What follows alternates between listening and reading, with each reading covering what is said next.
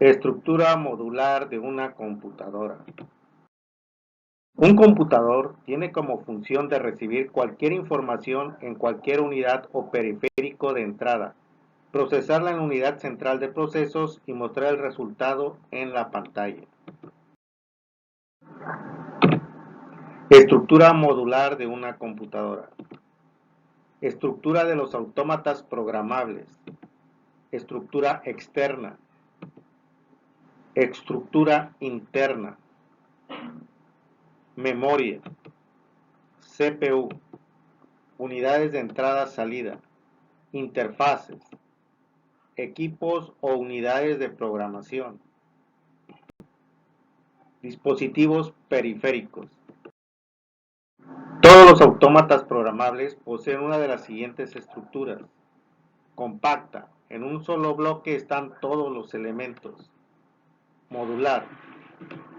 Estructura americana. Separa las entradas-salidas del resto del autómata. Estructura europea. Cada módulo es una función. Fuente de alimentación, CPU, entradas-salidas, etc.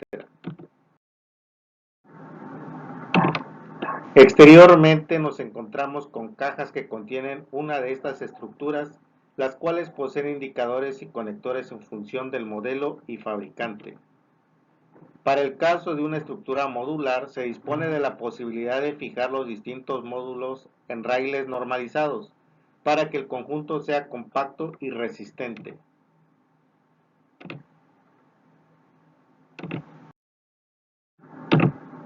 Estructura interna. Los elementos esenciales que todo autómata programable posee como mínimo son: sección de entradas. Se trata de líneas de entrada, las cuales pueden ser de tipo digital o analógico. En ambos casos tenemos unos rangos de tensión característicos, los cuales se encuentran en las hojas de características del fabricante. A estas líneas conectaremos los sensores. Sección de salidas. Son una serie de líneas de salida que también pueden ser de carácter digital o analógico. A estas líneas conectaremos los actuadores. Unidad central de proceso, sub-CPU. Se encarga de procesar el programa de usuario que le introduciremos. Para ello disponemos de diversas zonas de memoria, registros e instrucciones del programa. Aparte de estos elementos, podemos disponer de los siguientes. Unidad de alimentación. Algunas CPU la llevan incluida. Unidades o consola de programación, que nos permitirá introducir, modificar y supervisar el programa de usuario. Aparte de estos elementos, disponer de los siguientes. Dispositivos periféricos, como nuevas unidades de entradas-salidas, más memoria, unidades de comunicación en red, etc. Interfaces, facilitan la comunicación del autómata mediante enlace, series con otros dispositivos como una PC. Dispositivos de almacenamiento. Debido a la cantidad de información que manejamos actualmente, los dispositivos de almacenamiento se han vuelto casi tan importantes como el mismísimo computador. Aunque actualmente existen dispositivos para almacenar que superan los 512 megas de memoria, aún seguimos quejándonos por la falta de capacidad para transportar nuestros documentos y para hacer backups de nuestra información más importante. Todo esto sucede debido al aumento de software utilitario que nos permite, por dar un pequeño ejemplo, convertir nuestros CDs en archivos de MP3. El espacio en nuestro disco duro ya no es suficiente para guardar tal cantidad de información, por lo que se nos es de urgencia conseguir un medio alternativo de almacenamiento para guardar nuestros CDs en MP3 o los programas que descargamos de Internet. La tecnología óptica. La tecnología óptica de almacenamiento por láser es bastante más reciente.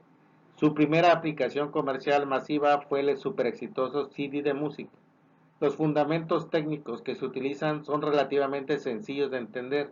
Un haz láser va leyendo o escribiendo microscópicos agujeros en la superficie de un disco de material plástico, recubierto a su vez por una capa transparente para su protección del polvo.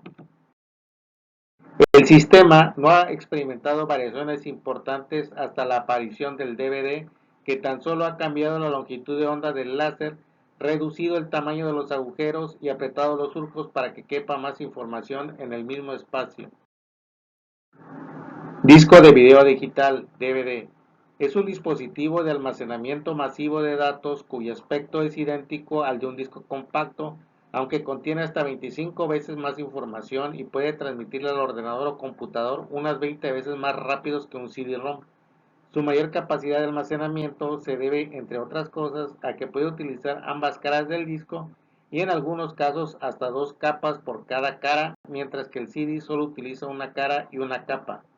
Las unidades lectoras de DVD permiten leer la mayoría de los CDs, ya que ambos son discos ópticos. No obstante, los lectores de CD no permiten leer DVDs.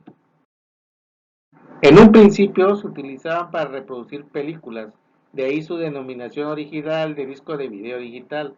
Hoy los DVD de video son solo un tipo de DVD que almacenan hasta 133 minutos de película por cada cara.